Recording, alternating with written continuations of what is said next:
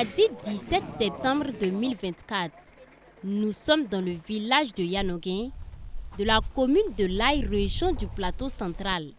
Une délégation composée du gouverneur de la dite région, des autorités locales et des agents de la direction de l'eau et de l'assainissement du Plateau central visite ces différentes concessions.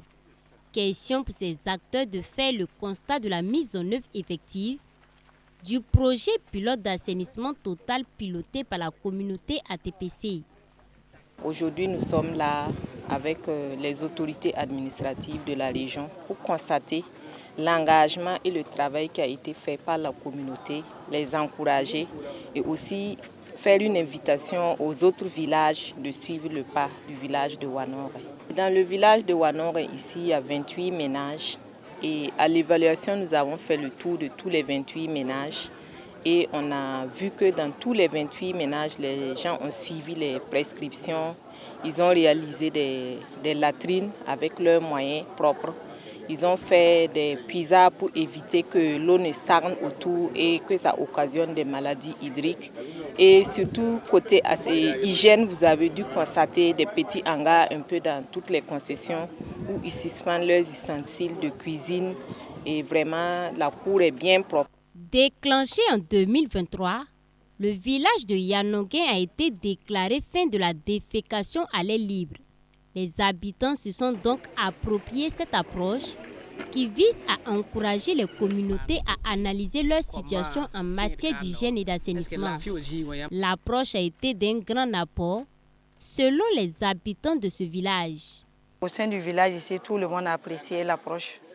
Donc on s'est efforcé de nous donner davantage pour pouvoir réussir. Pour arriver à ce résultat-là, vraiment, il nous a fallu beaucoup d'efforts et beaucoup de sensibilisation avec Madame la CVD qui est là.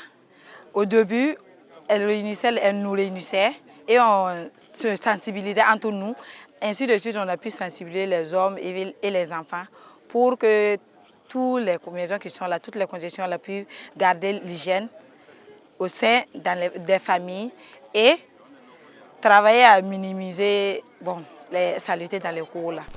Après Yanoguin, cap sur Boussé au secteur 1 dans les écoles A et B. Ici, ce sont des latrines réalisées par la DREA du Plateau central dans le cadre du projet FEPA-UP qui sont visitées par la délégation. La délégation s'est ensuite rendue à Pendici dans la commune de Lumbila. Dans ce village, c'est une mini-alimentation en eau potable réalisée par la DREA Plateau central dans le cadre de la mise en œuvre du programme national d'eau potable qui est aussi visité par les autorités. L'ouvrage est composé d'un château d'eau de 10 mètres cubes et nous avons réalisé 2 bonnes fontaines avec 5 branchements privés dans les domiciles.